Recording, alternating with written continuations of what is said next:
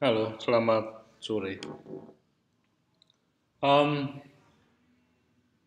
kita akan melanjutkan kuliah perencanaan dan perancangan tapak. Ini minggu keempat. Setelah kita em, melihat bagaimana topografi sangat berpengaruh pada sistem perencanaan dan perancangan tapak, ada hal yang lain yang berkaitan dengan alam yang harus dikaji berkaitan dengan perencanaan tersebut, perencanaan dan perancangan tersebut. But sebelum sampai ke situ, bicara tentang turisme adalah bicara tentang merubah, membangun, merekayasa suatu tempat menjadi satu tempat yang bisa dikunjungi, menjadi satu destinasi wisata di mana banyak orang nanti akan berkunjung, melakukan aktivitas pada area tersebut. Dan tentunya semuanya mempunyai impact atau dampak. Dampak itu adalah seharusnya bisa secara efektif bisa di manage, bisa diidentifikasi, diukur dan dievaluasi. Perancangan sebaiknya melakukan hal yang sama. Teridentifikasi dengan jelas, terukur dengan jelas dan bisa dievaluasi. Tourism can be a lucrative source of revenue for a destination, but it can also have a major negative impacts on it. These impacts are not only physical, but also cultural. Bukan hanya fisik, tapi tentu saja dengan budaya. The impact vary according to the number and the nature of the tourists as well as the characteristic of the site of which tourism activities take place. This negative impact can only be managed effectively if they have been identified, measured, and evaluated. Baik, saya akan lanjutkan dengan orientasi angin. Orientasi angin. Angin adalah pergerakan udara dari daerah dingin yang bertekanan tinggi ke daerah yang panas atau bertekanan rendah. Jenis angin adalah ada angin laminer, angin yang berlapis-lapis cenderung konstan, searah, mudah diatasi. Yang nomor dua adalah angin yang berjenis terpisah, terjadi akibat perbedaan momentum laminer, terjadi akibat topografi pada satu area. Jenis angin ini tidak mudah dikendalikan. Dan yang ketiga adalah turbulen. Tidak berlapis, tapi kecepatannya berubah.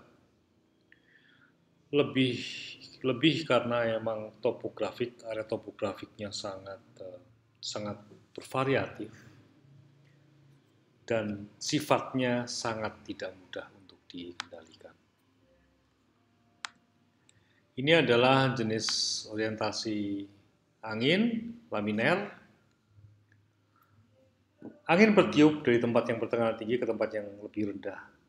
Sehingga pada suatu hari cuaca mempunyai perubahan juga. Ketika dia ke tempat dengan tekanan tinggi ke lebih rendah, maka yang terjadi adalah suatu aliran, gitu ya, pergerakan udara yang mempengaruhi suhu menjadi lebih dingin. Berikutnya adalah angin yang terpisah dan turbulen.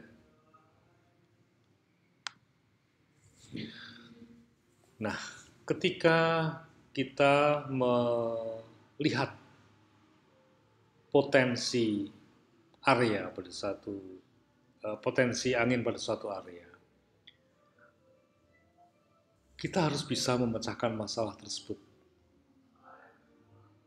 pada site yang akan kita rencanakan.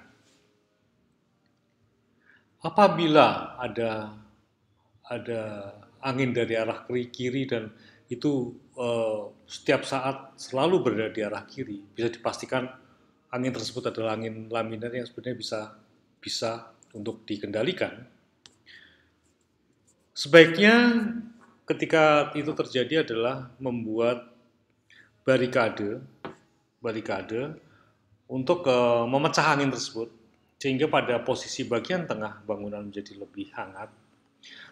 Atau jangan juga membuat bentuk-bentuk yang membuat angin tersebut gampang untuk melintas.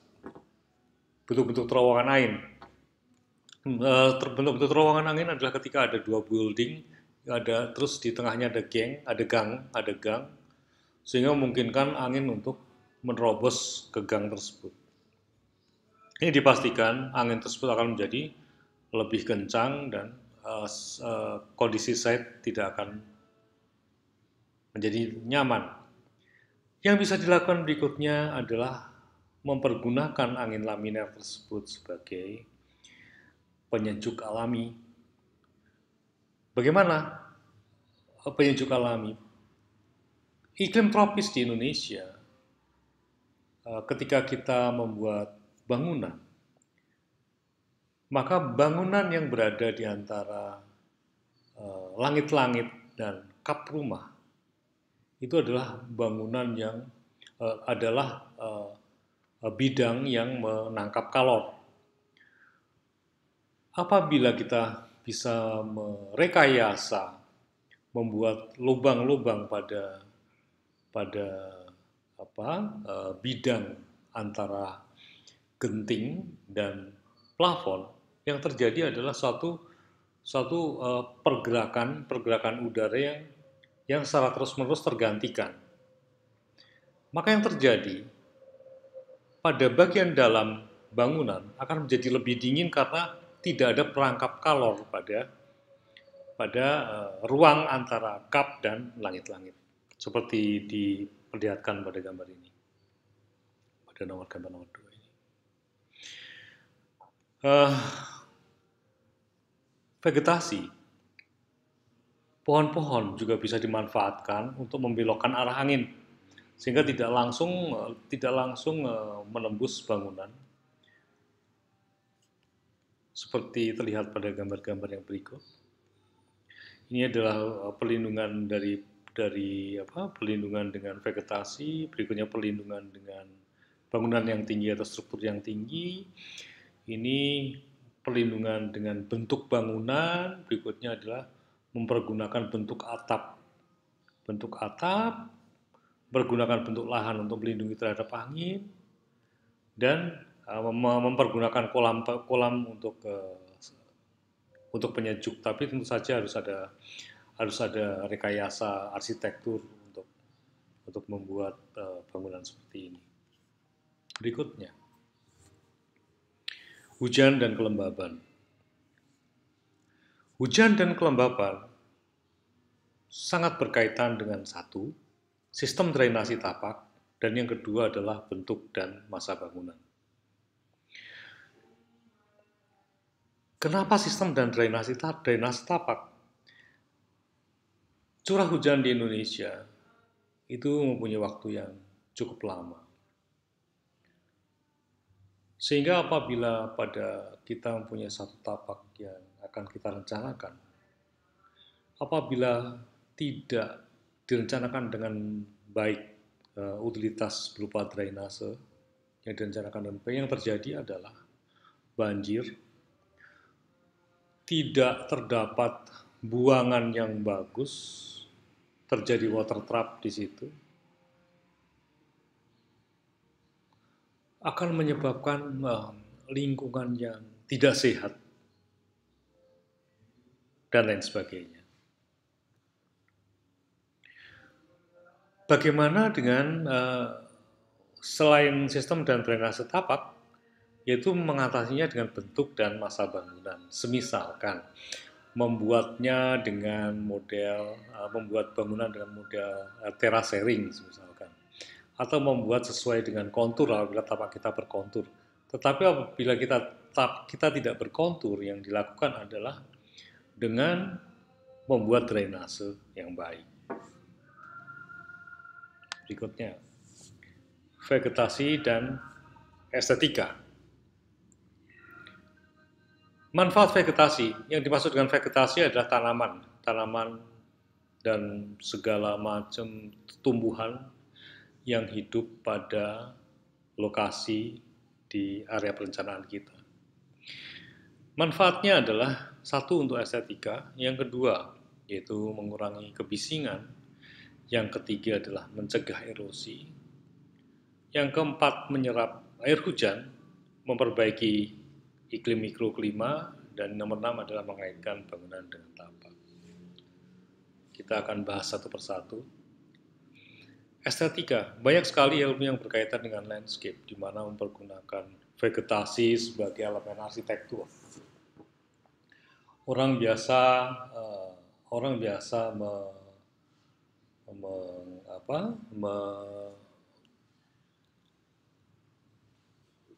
menyebutnya dengan pertamanan, membuat taman.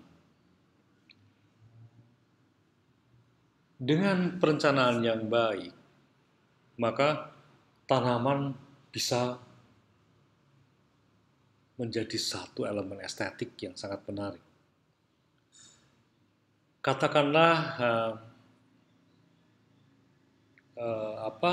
apabila kita mempunyai lahan dengan tanaman yang banyak, ketika kita mengelompokkan tanaman-tanaman tersebut sesuai dengan spesiesnya, katakanlah, terus kita mengaturnya, akan menjadi bentukan-bentukan arsitektur yang sangat menarik, arsitektur taman yang sangat menarik. Mengurangi kebisingan, ya. Secara teknis, keberadaan tanaman pada satu site akan mengurangi dampak kebisingan yang disebabkan oleh kendaraan bermotor ataupun oleh lingkungan, karena tanaman tersebut akan memfilter kebisingan tersebut ke dalam site kita. Mencegah erosi jelas, menyerap air hujan jelas, memperbaiki iklim mikro. Yang dimaksud dengan iklim mikro adalah katakanlah kita mempunyai satu site yang mempunyai vegetasi yang cukup banyak, tanamannya sangat banyak. Ketika kita berada di tengah area kita akan merasa lebih dingin. Walaupun misalnya di luar dari lahan kita itu tidak ada pepohonan sama sekali, sangat gersang. Nah, iklim mikro adalah iklim yang bisa kita dapatkan pada area di mana kita tinggal. Untuk hal ini adalah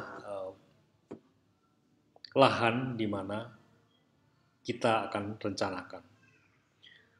Semakin banyak tanamannya, maka akan semakin iklim mikronya akan semakin dingin, semakin enak buat ditempati.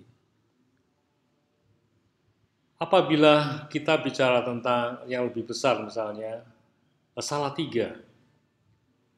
Salatiga kalau dibanding dengan Jawa Tengah, tentunya Salatiga mempunyai iklim mikro. Dan iklim makronya adalah Jawa Tengah. Kalau katakanlah lahan kita ada di Tingkir, maka di Tingkir di Jalan Anu nomor sekian, maka di Jalan Anu nomor sekian, di wilayah Tingkir itu adalah iklim makro kita, sedangkan iklim mikro kita, sedangkan iklim makronya ada di Kecamatan Tingkir secara keseluruhan, dan seterusnya. Vegetasi sangat erat kaitannya dengan iklim mikro, hidrologi, dan topografi. Vegetasi sangat berpengaruh dalam penentuan lokasi, misalnya tempat camping dan lain sebagainya. Nah, ini ada beberapa jenis vegetasi yang bisa dilihat berdasarkan penampilan fisiknya, yaitu pohon, pasti batangnya berkayu, percabangannya jauh dari tanah, akar dalam, dan tinggi di atas 3 meter. Itu biasanya disebut dengan pohon. Pohon perdu, batangnya berkayu, percabangan dekat tanah, akar dangkal, ketinggian kurang dari 3 meter. Semak, batang tidak berkayu, percabangan dekat dengan tanah, akar dangkal, ketinggian kurang dari 1 meter. Dan terakhir adalah ground cover atau penutup tanah, batang non kayu, berakar dangkal, ketinggian kurang dari 50 cm. Kita akan belajar banyak tentang vegetasi ini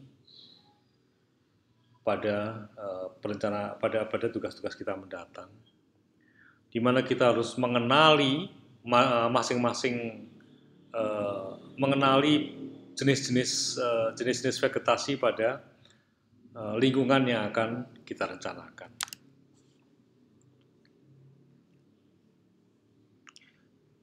Masih dengan vegetasi dan estetika, kenapa sih vegetasi dapat mempengaruhi iklim mikro? Ya karena menciptakan bayangan peneduh, pemecah angin, mendefinisikan ruang, mengarahkan atau menyaring pandangan, mengurangi kebisingan, dan menstabilkan tanah. Nanti akan kita bahas berikutnya. Ini ada pada buku perencanaan tapak yang dibuat oleh Yusuf de Chiara dan Koppelman, halaman 140 sampai 147. Mungkin pada perkuliahan mendatang akan kita bahas lebih banyak lagi. Sekarang kita bicara tentang faktor buatan pada potensi tapak kita, potensi tapak yang akan kita rencanakan. Jadi, saya ulangi, ada potensi alami, dan faktor alam dan faktor buatan.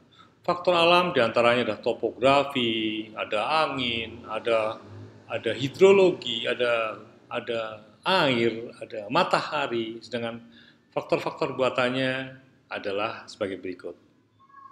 1. Tata guna lahan dan peraturan. Nomor 2, masa bangunan. Ketiga, sirkulasi. Keempat, utilitas. Dan yang kelima adalah struktur. Bagaimana dengan tata guna lahan dan peraturan? Tata guna lahan dan peraturan sangat berkaitan dengan penggunaan tanah pada lahan yang akan kita rencanakan.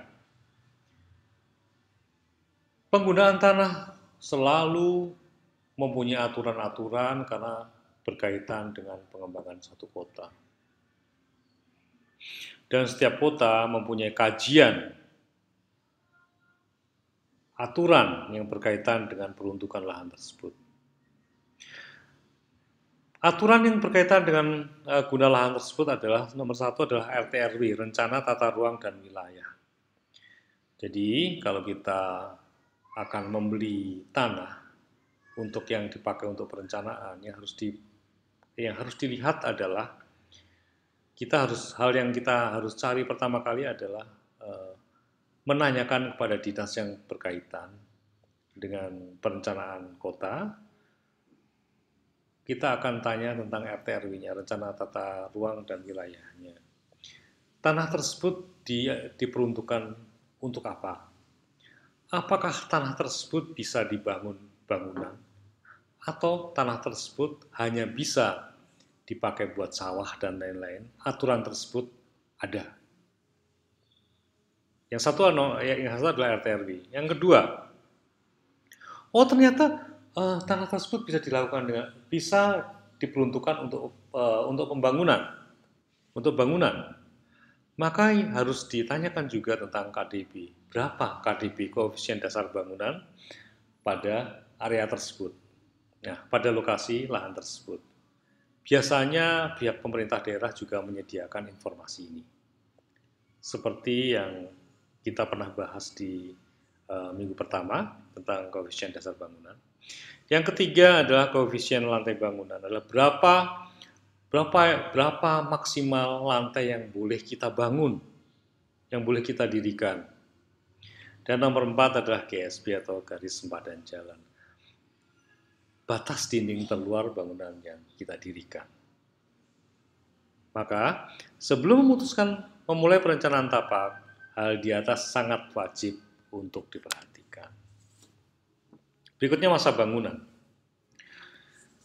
Kita akan sedikit mengulasnya tentang perencanaan tapak.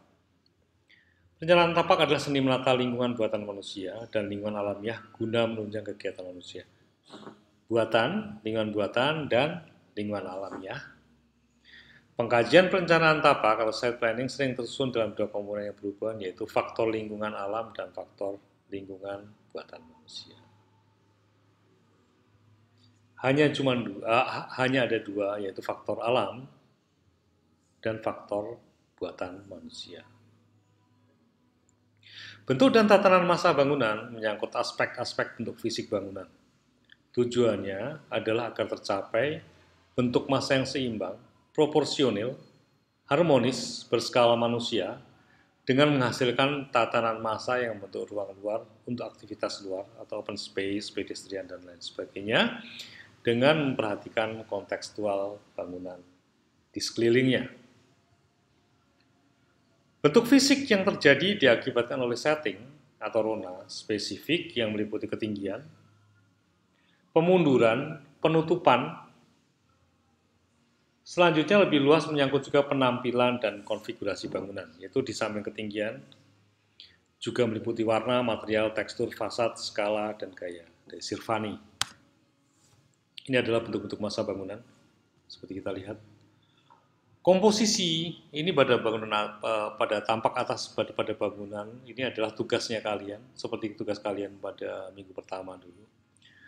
Ini adalah site plan bangunan tampak atas, bukan berupa site plan, tapi ini adalah tampak atas bangunan yang memperlihatkan bentukan-bentukan, komposisi-komposisi dari bangunan, dari masa bangunan. Ini semuanya tampak atas. Ini ada model-model seperti ini dengan joglo-joglo kecil 4 yang tersusun menjadi sangat proporsional dan lain sebagainya. Bentuk-bentuk ini hanyalah bentuk-bentuk yang referensi, bisa menjadi referensi kalian ketika perencanaan. Terus bagaimana masa bangunan itu terbentuk? Tadi bentuk-bentuk itu kenapa bentuknya bisa begitu? Oke. Bidang masa bangunan terbentuk dari kelompok ruang. Ruang terbentuk dari pengelompokan atau aktivitas. Oke. Ini ada satu bagan. Aktivitas ke zona aktivitas membentuk ruang, dan akhirnya ketika digabung menjadi massa. Contohnya begini. Ketika aktivitas kita sebagai contoh adalah aktivitas memasak. Kita punya aktivitas memasak. Aktivitas memasak tidak semua ruangan kita pakai buat masak, bukan? Paling ya sekitar ukuran tempat masak kita, katakanlah paling besar di 4 kali 4 meter. 4 meter itu juga sudah cukup capek barangkali ya. Maka zona memasak kita adalah di zona 4x4 tersebut. Aktivitas memasak kita di zona 4x4 tersebut. Nah, karena dilakukan terus-menerus, terjadilah ruang pada area 4x4 tersebut yang kita sebutkan sebagai dapur, tempat memasak. Terus bagaimana dengan ruang yang lain? Setelah memasak, yang kita lakukan adalah makan. Di lokasi yang sudah ditentukan juga kira-kira ukurannya 4x4 sama, maka aktivitas memakan biasanya pada area yang sudah kita tentukan, maka muncullah di situ ada ruang makan. Aktivitas tidur, muncullah ruang tidur, dan lain sebagainya. Ketika itu dikelompokkan menjadi menjadi satu, maka muncul satu massa bangunan yang disebut dengan rumah. Rumah adalah massa bangunan di mana terdapat ruang-ruang yang berisi aktivitas dari pengguna rumah tersebut. Zona adalah kawasan atau area yang memiliki fungsi dan karakter khusus berdasarkan aktivitas. Zona adalah kawasan atau area yang memiliki fungsi dan karakter khusus berdasarkan aktivitas. Oke, berikutnya. Faktor-faktor lain yang berpengaruh. Struktur pola ruang pengelompokan massa bangunan terdiri dari kelompok publik, kelompok semi-private, dan kelompok private. Apa itu sebenarnya? Kelompok publik, ketika ini tadi kita bicara tentang rumah, maka kita bicara yang lebih besar, kita bicara tentang suatu lingkungan perumahan. Suatu lingkungan perumahan ada fasilitas publik, ada fasilitas semi-publik, dan fasilitas private. Nah, bicara tentang fasilitas publik adalah semua penghuni perumahan bisa memakai, ini sebagai contoh saja, semua penghuni perumahan bisa memakai lahan parkir. Karena lahan parkir tersebut memang diperuntukkan bagi seluruh penghuni perumahan ataupun untuk masyarakat sekitar. Maka disebut publik atau umum.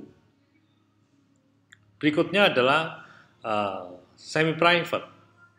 Semi-private adalah ruang-ruang utama dalam rumah, misalkan teras,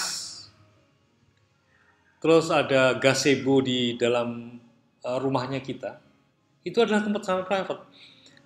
Hanya orang-orang yang kita kenal dan terbatas yang boleh ke situ. Tidak mungkin orang tidak kenal terus masuk ke terasnya kita.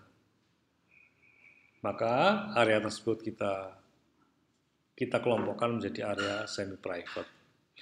Dan yang terakhir adalah private. Private di mana lebih khusus lagi hanya bisa diakses oleh yang punya rumah itu sendiri. Contohnya adalah kamar tidur, dapur, ruang makan, dan lain sebagainya. Semakin kecil, semakin kecil, semakin kecil. Ini adalah sebuah contoh tentang suatu kawasan yang kita bagi menjadi public area, semi-private area, dan private area. Berikutnya, sirkulasi. Apa itu sirkulasi? Sirkulasi adalah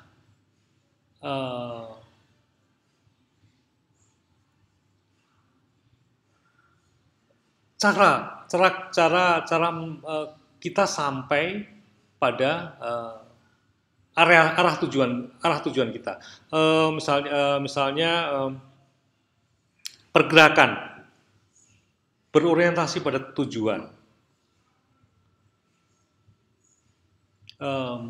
Suatu perputaran, suatu arah yang jelas, itu disebut dengan sirkulasi. Ada dua jenis sirkulasi pada tapak, yaitu sirkulasi luar tapak dan sirkulasi dalam tapak. Sirkulasi luar tapak itu apa sih? Sirkulasi di mana kendaraan dan manusia yang berada di luar tapak. Sedangkan sirkulasi dalam tapak adalah kendaraan dan manusia yang berada di dalam tapak. Tapak adalah lahan kita. Kendaraan luar tapak hanya ada dua, yaitu sirkulasi luar tapak dan sirkulasi dalam tapak. Sirkulasi luar tapak adalah kendaraan dan manusia yang berada di luar tapak. Sirkulasi dalam tapak adalah kendaraan dan manusia yang berada di dalam tapak. Sistem sirkulasi dari dalam tapak sangat berpengaruh dalam penentuan tata letak massa pada tapak secara keseluruhan. Ada dua tipe sistem sirkulasi, yaitu sistem pejalan kaki dan sistem kendaraan. Faktor-faktor yang berpengaruh pada sirkulasi. 1. Perjalanan, yaitu adanya maksud tertentu dan berorientasi pada tempat tujuan dan bersifat rekreatif. Dengan demikian, sistem sirkulasi berkaitan dengan asal dan tujuan yang menunjukkan arah dari dan ke tapak. Itu menurut Todd. Sifat sirkulasi harus aman, efisien, dan menyenangkan. Oke. Berikutnya adalah utilitas.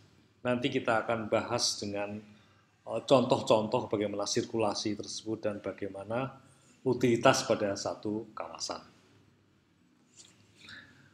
Sekarang adalah utilitas. Utilitas adalah penempatan jaringan air kotor, air bersih yang ada di luar dan dalam tapak. Penempatan jaringan-jaringan yang secara umum dipakai untuk membuat kawasan kita menjadi lebih teratur, lebih sehat, lebih termanage dengan bagus. Biasanya utilitas berupa jaringan air kotor, jaringan air bersih, saluran air kotor, apalagi ya, internet, listrik, dan lain-lain. Itu yang disebut dengan utilitas. Jadi kita kelompokkan sendiri, utilitas adalah bentuk supporting sistem pada satu area kawasan perencanaan kita. Sedangkan struktur pada tapak, apabila kita bicara tentang struktur pada tapak adalah kita bicara tentang tapak secara existing. Kadang-kadang kalau kita mempunyai tapak yang berada pada tengah kampung, katakanlah, ternyata kita punya lahan 1 hektar, tapi di sekitar kita ada perumahan-perumahan, ada kampung. Apa yang harus dilakukan? Apa yang harus kita lakukan? Karena walaupun bagaimana, struktur pada lingkungan tersebut sangat berpengaruh pada visual area lahan perencanaan kita, area perencanaan kita. Apa yang harus dilakukan, apa yang harus direncanakan untuk membuat semuanya menjadi harmoni, menjadi lebih enak untuk dilihat. Berikutnya adalah rintangan fisiologis. Bicara tentang rintangan fisiologis adalah bicara tentang hal-hal yang membuat kita harus memperhatikan betul-betul area yang akan kita rencanakan. Tanda-tanda fisiologis yang merupakan rintangan dalam pemilihan tapak yaitu nomor 1 adalah topografi, kemiringan yang curam, hati-hati dengan itu. Sebenarnya masih bisa, kemiringan yang curam pun tetap masih bisa direkayasa secara arsitektur dan struktur. Bekas longsoran, nah ini kalau bekas longsoran ini termasuk hal yang agak susah karena pasti ada aliran air di area tersebut. Tetap bisa, tapi harus mungkin dengan rekayasa yang cukup mahal. Pergerakan tanah, nah pergerakan tanah ini lebih pada area yang besar, sehingga pada lokasi perencanaan kita terdapat tanah yang bergerak. Ini harus kita hindari betul-betul. Dan jenis lapisan tanah. Jenis lapisan tanah kita itu jenis lapisan tanahnya apa ya? Kalau tanah liat itu tanah yang cukup labil ketika kawasan perencanaan kita mempunyai jenis tanah seperti itu. Yang nomor 2 adalah jenis tanah. Tanah gemuk, pasir pantai, terus erosi, lapisan tanah permukaan yang kedap air, nah tanah liat itu tadi, dan lain sebagainya. Kita harus juga melihat lebih detail tentang jenis tanah kita. Nomor 3 adalah iklim. Kalau iklim sangat berkaitan dengan pertumbuhan tanaman. Apakah ada tanaman yang menjadi bungkuk karena angin yang terlalu besar? terus vegetasinya jarang, suhu hujan dan angin yang ekstrim, barangkali seperti itu harus diperhatikan betul. Hidrologi adalah air tanah atau daerah banjir, mata air, tepian pantai, sungai besar, muara, genangan, harus kita lihat baik-baik. Bagaimana air tanahnya, bagaimana, apakah termasuk daerah banjir, apakah ada mata air di dalamnya. Ini bisa positif dan bisa negatif juga. Yang berikutnya adalah vegetasi. Flora unik dan jarang, bentuk pohon yang bungkuk terjadi akibat longsoran, atau tanah tersebut termasuk dalam habitat marga satwa. Ini juga harus diperhatikan. Yang keenam adalah satwa. Apakah di area kita ada fauna unik dan jarang? Daerah tempat ternak mencari makan, atau persinggahan atau peristirahatan satwa. Nah, ini yang harus diperhatikan juga. Jangan sampai area yang kita rencanakan merupakan tempat persinggahan atau peristirahatan satwa.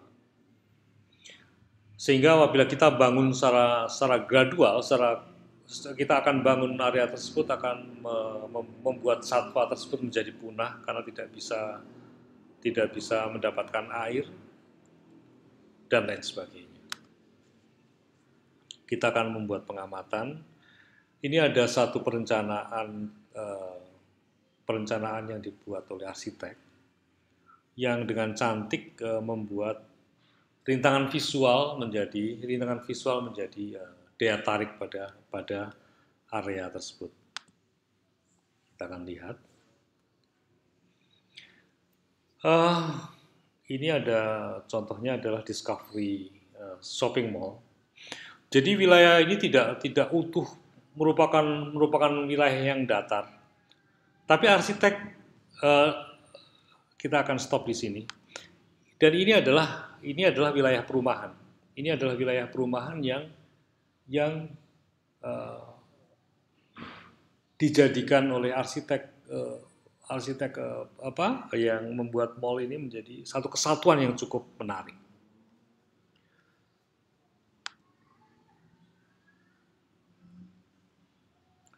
Ini adalah perumahannya. Ini adalah gangguan visual yang dimanfaatkan menjadi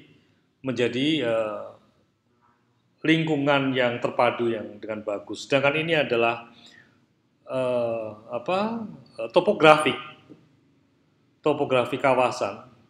Mall tersebut tidak berdiri pada kawasan yang datar, tapi berada pada kawasan yang mempunyai bukit, dan itu dibangun menjadi cukup bagus, tidak membuat semuanya datar.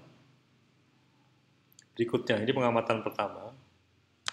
Berikutnya, ini ada satu kantor. Maaf, ini ada kantor.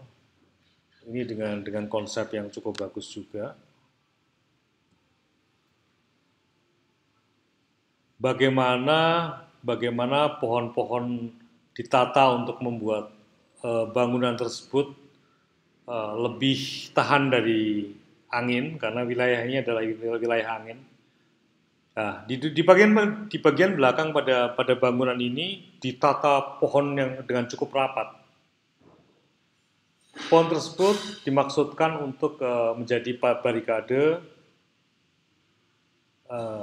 menjadi penahan terhadap angin. Demikian pula struktur-struktur pada bangunan ini yang memang disengaja untuk menjadi struktur yang kuat untuk menahan angin.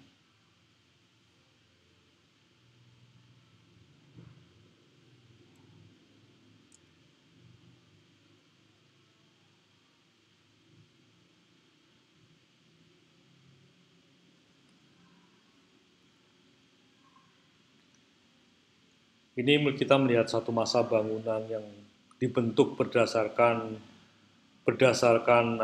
penggunaan ruang, berdasarkan aktivitas-aktivitas. Dan kita akan melihat sirkulasi, bagaimana sirkulasi pada kawasan ini. Baik.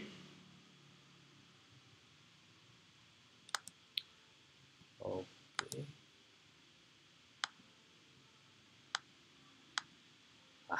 Jangan sampai di sini. Eh, kita lihat pada bagian merah-merah pada bagian bawah pada bangunan ini, di sekeliling bangunan ini ada tempat untuk pejalan kaki. Dipisahkan betul antara tempat pedestrian untuk pejalan kaki dan untuk kendaraan bermotor.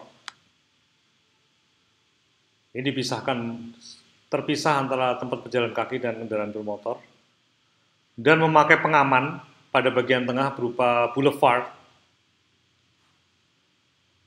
Ini kendaraan bermotor. Ini yang kita maksudkan dengan sirkulasi yang aman. Harus selalu ada pemisah antara tempat pejalan kaki, kendaraan bermotor, bahkan dengan kendaraan non-motor, misalkan sepeda, harus ada pemisah yang jelas. Tidak boleh menjadi satu dalam satu bentuk jalan antara pejalan kaki, pengguna sepeda, dan kendaraan bermotor.